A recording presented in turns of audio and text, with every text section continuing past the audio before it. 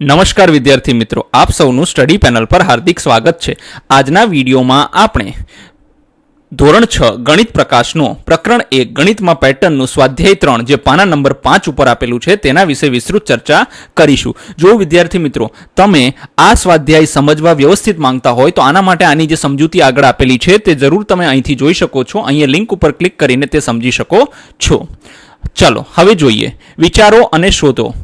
તમારી નોટબુકમાં કોષ્ટક 2 ની સંખ્યા શ્રેણીઓની ચિત્રાત્મક રજૂઆતોની નકલ કરો અને દરેક શ્રેણી માટે તે પછીનું ચિત્ર દોરો। ચાલો હવે જોઈએ આપણે। જો આ એક વારી અહીંયા સુધી હતી અને આ આપણે એક દોરી આપી છે।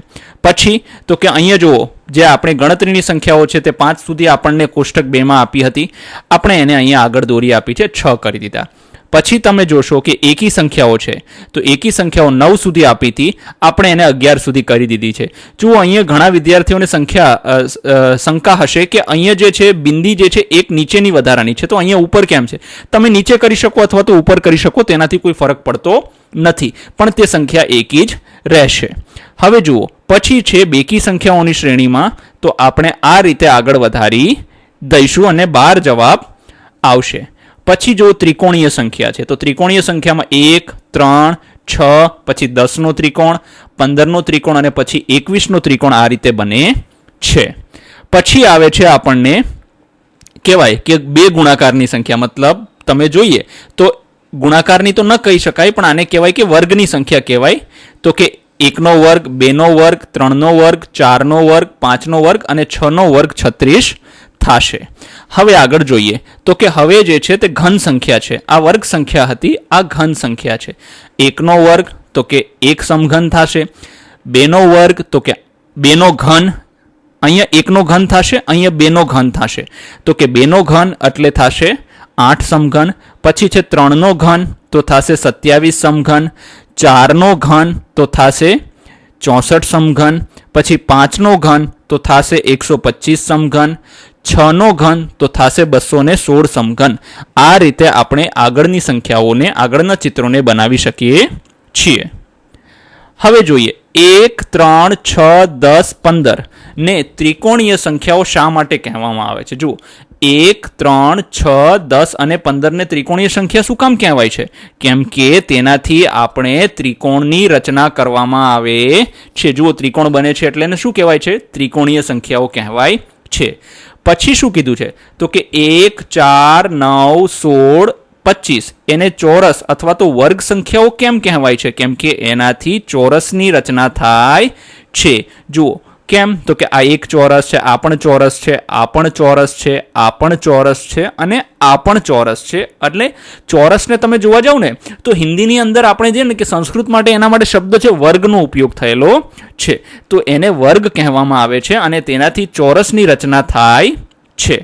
પછી શું કીધું છે તો કે 1, 8, 27, 64, 125 ને ઘન સંખ્યા કેમ કહેવાય છે? કેમ કે એનાથી સમઘનની રચના થાય છે એટલે એને શું કહેવાય છે તો કે એને ઘન સંખ્યા કહેવામાં આવે છે। જેનાથી જે વસ્તુની રચના થાય છે એ સંખ્યાને આપણે એનું જ નામ આપીએ છીએ। હવે જોઈએ 3।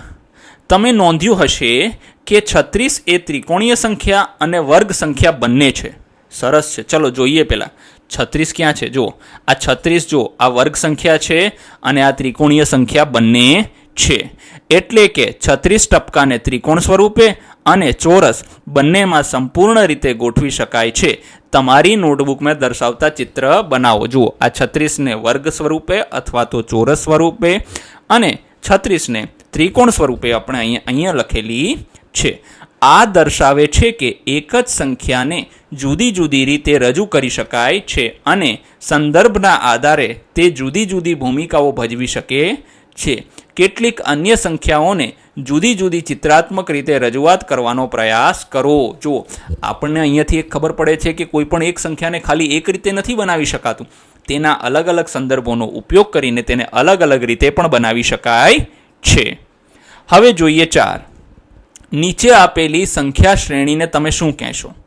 જો હવે આ સંખ્યા શ્રેણીને જોવા જઈએ ને તો આમાં ટપકા કેટલા છે તમે જુઓ. આમાં 1 છે તો 1 છે, પછી કેટલા છે તો કે એના ફરતે 6 ટપકા મૂકી દીધા, એટલે 1 + 6 થઈ ગયા 7. તો કે પછી 7ની અંદર કેટલા ટપકા મૂક્યા છે તો કે 7ની અંદર તમે જોશો ને તો 12 ટપકા મૂકી દીધા, તો 7 ને 12 થઈ ગયા 19. આ રીતે જો સંખ્યા આગળ વધે છે તો આ સંખ્યાને શું કહેવાય ખબર છે? ષટકોણીય સંખ્યા. તો કે ષટકોણીય શા માટે? કેમ કે આમાં ષટકોણ બને છે. જુઓ, ષટકોણ એટલે એવો આકાર કે જેને 6 ખૂણાઓ હોય. જુઓ, આને છે 6 ખૂણાઓ. હવે જો અહીંયા પણ ષટકોણ બને છે, અહીંયા પણ ષટકોણ બને છે, અહીંયા પણ ષટકોણ બને છે. આને તમારી નોટબુકમાં દોરો અને શ્રેણીમાં તે પછીની સંખ્યા કઈ આવશે તે લખો. જુઓ, હવે આના પછીની સંખ્યા તમે જોવા જઈએ ને, ષટકોણીય સંખ્યાની અંદર 37 પછી કઈ સંખ્યા આવે ને તે સમજવું ખૂબ જ જરૂરી છે, કારણ કે આપણને 37 સુધીની તો ખબર છે, બરાબર છે. તો 37 પછી સંખ્યા કઈ આવશે ખબર છે? તો કે પહેલી આવી ગઈ છે 1, બીજી છે 7, ત્રીજી છે 19, ચોથી છે 37. તો હવે જે પાંચમી સંખ્યા આપણી થશે ને એ કઈ સંખ્યા થશે એને આપણે અહીંયા લખી લઈએ. પાંચમી જે સંખ્યા થશે એ થશે 61. તો હવે પહેલાં આને સમજીએ કે આવી કઈ રીતે. તો કે 1 છે તો 1 જ થઈ ગયું. પછી તો કે અહીંયા છે 1 + 6. પછી તો કે અહીંયા શું થયું? મતલબ 1 + 6 કરી શકીએ આપણે. પછી શું છે તો કે હવે 7 + 12 મતલબ 6 × 2. અહીંયા છે 6 ગુણ્યા, અહીંયા 6 ગુણ્યા કેટલા કર્યા? 1 કર્યા છે આપણે, જુઓ, બરાબર છે. પછી અહીંયા કેટલા કર્યા તો કે હવે છે 19 + 18 મતલબ 6 × 3. પછી કેટલા થાય છે તો કે 37 + 24. તો 24 ને કઈ રીતે લખાય? 6 × 4 મતલબ જો 6 નો ઘડિયો સાથે સાથે જાય છે અને આપણે સંખ્યાઓ આગળ બનાવતા જઈએ છીએ. ચાલો આપણે લેઝર પેન લઈએ, આગળ જઈએ. 5મો, શું તમે 2ની ઘાત પાવર ઓફ 2 અને 3ની ઘાત પાવર ઓફ 3ની શ્રેણીને ચિત્રાત્મક રજૂઆત કરવા માટે ચિત્રાત્મક રીતે વિચારી શકો છો? અહીં 2ની ઘાત વિશે વિચારવાની એક સંભવિત રીત નીચે આપી છે. જુઓ, 2ની ઘાત આ રીતે થાય છે: 1, પછી 2, 2ની 1 ઘાત, પછી 2ની 2 ઘાત, 2ની 3 ઘાત, 2ની 4 ઘાત, એટલે 16 આ રીતે બને છે. હવે આપણને એમ કીધું છે કે શું તમે 2ની ઘાત તો જોઈ લીધી, પણ 3ની ઘાતની શ્રેણીને ચિત્રાત્મક રીતે રજૂઆત કરી શકાય? હા, 3ની ઘાતની સંભવિત રજૂઆત આ રીતે હોઈ શકે છે. જુઓ, આ થઈ ગઈ 3ની 0 ઘાત, આ થઈ ગઈ 3ની 1 ઘાત, આ થઈ જશે 3ની 2 ઘાત, મતલબ 2 ઘાત એટલે 3 × 3. હકીકતમાં જુઓ, આ બંને બિંદુઓ જોડાઈ જાય છે આવી રીતે, આમ ત્રિકોણ બને છે, આમ જોડાતા હોય છે, બરાબર છે. અહીંયા આ રેખાઓ આનાથી જોડાશે, જુઓ આવી રીતે આ ત્રિકોણો એકબીજા ઉપર ગોઠવાઈ જાય છે.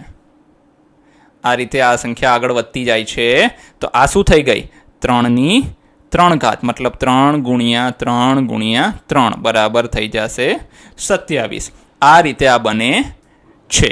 ધન્યવાદ વિદ્યાર્થી મિત્રો. જો તમારે આ વિડીયોની PDF જોતી હોય તો તમે અમારા આ ટેલિગ્રામ ચેનલની લિંક જે ડિસ્ક્રિપ્શન બોક્સમાં આપેલી છે ત્યાં જઈને ક્લિક કરીને તમે અમારા વિડીયોમાંથી PDF તમે મેળવી શકો છો.